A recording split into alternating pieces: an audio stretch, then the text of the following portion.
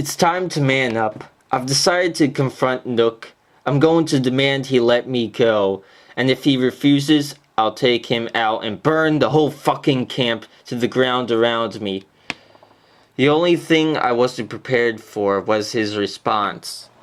Since I no longer have any work for you, I'm afraid I'll have to lay you off. What's that? Your mortgage. Oh well, of course you'll still have to pay every last bill of it back. Since there's no more work for you to do here, you'll have to find other methods.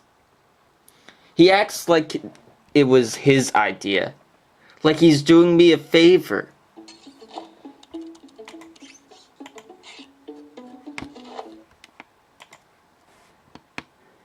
As if all I have to do is pay off this house and he'll personally drive me home. I don't even want to know what alternate methods he thinks I should use to make money. In typical Nook fashion, which I come to loathe, he continues to smooth talk me. He wants me to know that he's still the boss. He's still in control. I don't give a crap. I don't work for Nook anymore. I'm leaving.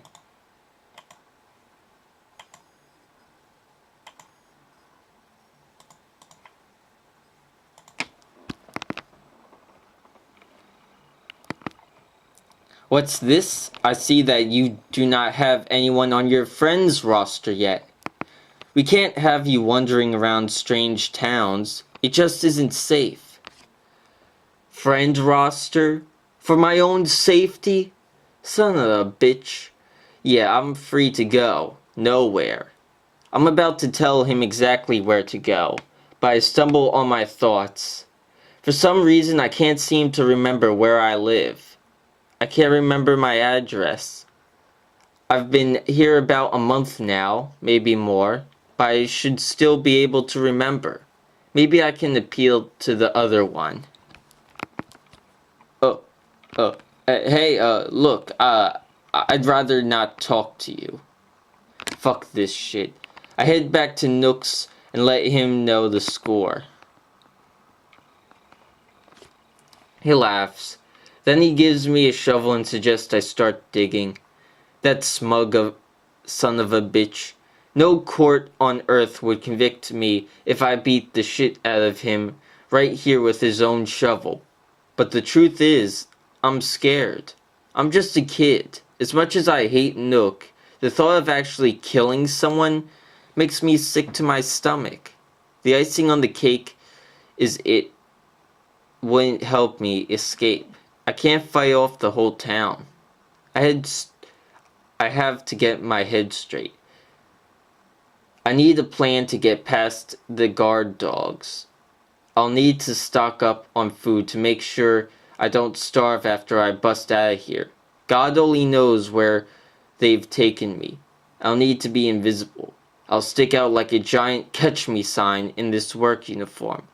Worst of all, after everything that's happened, Nook's going to be expecting me to try to break out of here. I'll have to wait for the right time. But first I'll need to make some cash and let things settle down for a bit. Maybe the best plan would be to look like I'm really listening. Like I really care about paying off my potential cardboard estate. But how am I supposed to pay it off? Nook says he'll buy almost anything. Don't ask me why. His answer, dinosaur bones. What? Is he fucking kidding me? He tells me to go talk to Blathers, the jerk in charge of the camp museum. I head over to the museum to find out what the hell he's talking about.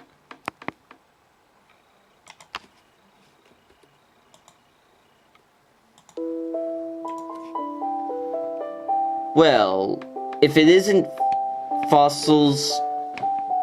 fossils you wish to know about, please do not hesitate to ask.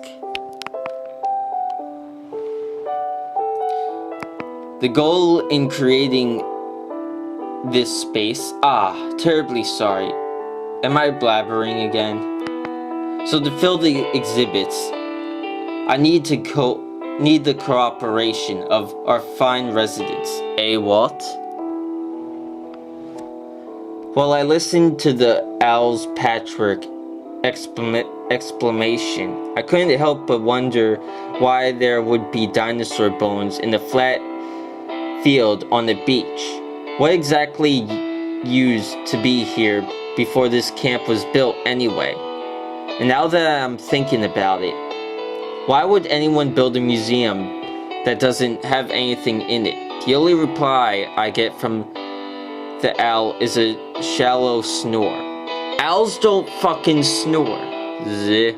Zach, terribly sorry. I start to dig randomly. Now I know why Nook thought it would be hilarious to suggest I dig my way out. Only a foot below the topsoil is solid fucking limestone. And that's as deep as I'm going to get. How am I supposed to find anything like this? A few hours later, I'm starving, exhausted and pissed off at myself for believing another one of Nook's goddamn lies. I'm about to pack up and wash off in the waterfall when something odd happens. I hit something. Check out what I dig up. A fossil. Could it actually be? It's hard to tell. It's covered in dirt and kinda abstract. While with the sun setting behind me, I sprint back to the museum to show the Necalopter curator. This particular sample was a challenge to identify with certainty, but I now confident this is a Semosome skull. Indeed it is. Indeed, I would like your permission to keep it in my possession as a donation. It seems athletic, but I'm skeptical. This greedy asshole thinks I should just donate it to his echoing monument to failed abdication. He clearly couldn't give a wet fuck if I'm filthy, hungry, and broke. I tell him to piss off. I've got raccoons to defraud. Nook's already closed for the day, but tomorrow will mark the first step on my trip out of here. 8 a.m. sharp. I make a beeline for Nook's. Let's see, altogether I'll pay 5,000 bells for everything. I'm actually a little surprised when Nook agrees to pay me for my fossil, but my surprise turns to anger when I find out he's going to pay me in bells. His own imaginary bullshit currency. It's not real money. It's just a leaf that's been hole punched. It's infuriating to think of how he continues to fuck with me at every opportunity.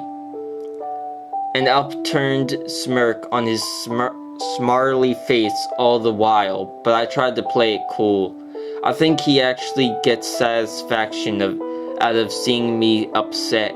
I take his money and leave. At first I was skeptical of Nook's decision to stop working me, but over time I've come to understand the methods to his madness. He's been forcing me to make this difficult decision. For example, if I pick oranges to sell to him, I'll go hungry, but otherwise I'll never pay off my debt. The same rule applies to almost everything in camp. I start every day forced to make a decision between working and starving. I'm free, but nothing has changed. But there's still one thing I don't understand. Why is he keeping me here? What does he want with me? I hate that son of a bitch. I spend the next few weeks digging up fossils, getting them inspected, and then turning them over to Nook for cash, which I've started to accumulate en masse. I've tried confronting his idiotic system, but he somehow knew which bells were which. To punish me, he refused to buy or sell me anything for a week. After that, I bought a fishing rod from him. I've been trying to learn to catch fish. Oranges haven't been providing enough nutrients alone, with the extra effort of digging, I've began to have dizzy spells. But most importantly, I'm fucking sick of them.